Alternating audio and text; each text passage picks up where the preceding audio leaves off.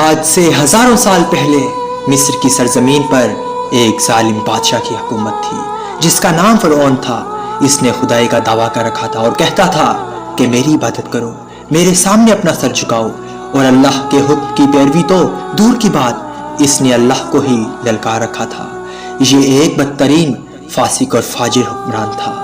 فرعون نے اپنی رعایا کو یہ حکم دیا کہ میرے سامنے اپنا سر جھکاؤ، مجھے سجدہ کرو۔ اگر کوئی سجدہ کرنے سے انکار کرتا تو وہ اس کا سر تن سے جدا کر دیتا۔ اس دور اللہ نے اپنے نبی حضرت موسیٰ علیہ السلام کو مبعوث فرمایا، جنہوں نے بنی اسرائیل کو حق کی طرف بلایا اور کہا، اے لوگو، جھوٹے خداؤں کو چھوڑ کر ایک واحد حق اللہ کی عبادت کرو، وہ ہر شے پہ قدرت رکھتا ہے۔ بس موسیٰ علیہ السلام کے اس درس نے فرعون کے محل میں رہنے والی ایک خاتون نے موسیٰ علیہ السلام کے ہاتھ پہ بیعت کی اور اسلام قبول کر لیا، جو فرعون کے محل میں فرعون کی بیٹی کی خادمہ تھی۔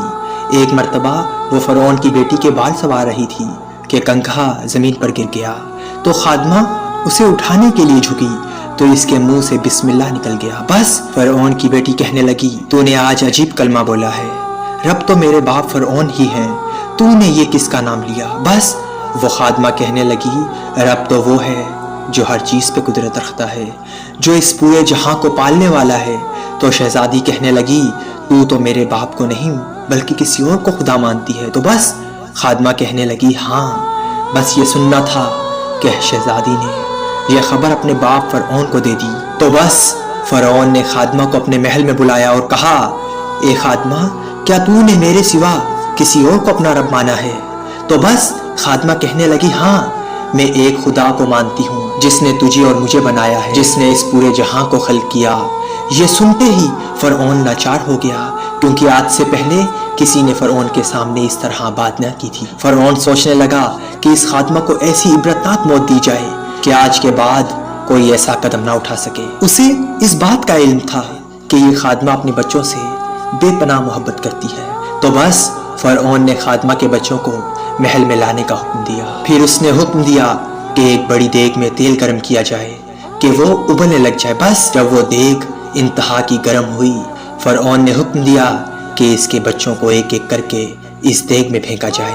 اس حکم کو سنتے ہی خادمہ خوفزدہ ہو گئی۔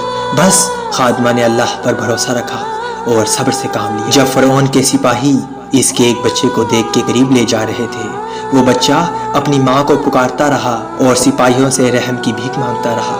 بس وہ اسے دیگ کے قریب لے گئے۔ خادمہ اپنے بچے کو دکھ بھری نظروں سے دیکھ رہی تھی اور اسے الوداع کہہ رہی تھی۔ بس اس کے بچے کو دیگ میں پھینک دیا گیا اور کچھ وقت میں اس بچے کی ہڈیاں اس دیگ میں تیرنے لگی۔ بس فرعون کہتا ہے، اے خادمہ، اس رب کو چھوڑ کے مجھے اپنا رب مان لے۔ بس خادمہ نے صاف صاف انکار کر دیا۔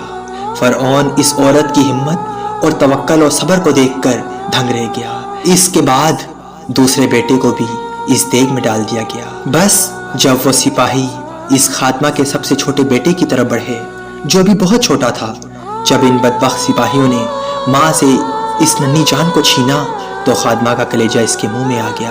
اس میں اتنی ہمت نہ رہی، وہ زمین پہ گر گئی اور زاروں قطار رونے لگی۔ بس جب سپاہی اس بچے کو لے جا رہے تھے جو ابھی بول بھی نہ سکتا تھا، اللہ کے حکم سے وہ بچہ بول اٹھا، اے میری ماں، تو حق پر ہے، یہ سزا کچھ نہیں آخرت کی سزا کے آگے۔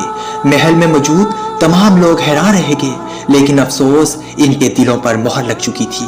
بس اس معصوم بچے کو بھی دیگ میں ڈال دیا گیا اور وہ بچہ خالق حقیقی سے جا ملا۔ جب خادمہ نے اپنے تمام بچے راہ حق میں قربان کر دیے، لیکن اپنا ایمان کو نہ ڈگمگانے دیا، اب سپاہی اس خادمہ کی طرف بڑھتے ہیں اور اسے دیگ کے پاس لے جاتے ہیں۔ تو خادمہ کہنے لگی، رکو، میں کچھ کہنا چاہتی ہوں۔ یہ سن کر فرعون خوش ہوا اور کہنے لگا، ہاں بتاؤ، کیا خواہش ہے؟ بس وہ خادمہ کہنے لگی، میرے اور میرے بچوں کی ہڈیاں ایک جگہ دفن کر دینا۔ پھر اسے بھی فرعون کے سپاہیوں نے اسی دیگ میں پھینک دیا۔ 2000 سال بعد جب اللہ کے رسول حضرت محمد مصطفیٰ صلی اللہ علیہ وآلہ وسلم اس دنیا میں تشریف فرما ہوئے، جب آپ کو معراج کے سفر پر لے جایا گیا، جب آپ بیت المقدس پہنچے تو سرزمین کی طرف سے ایک خوشبو آ رہی تھی۔ حضور صلی اللہ علیہ وآلہ وسلم نے جبرائیل سے پوچھا کہ یہ اتنی اچھی خوشبو کس چیز کی ہے؟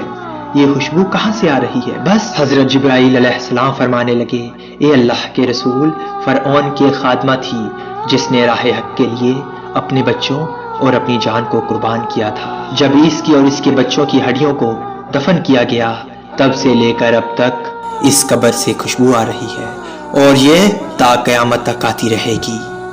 اللہ پاک سے دعا ہے کہ ہمیں حق کی موت عطا فرمائے، آمین۔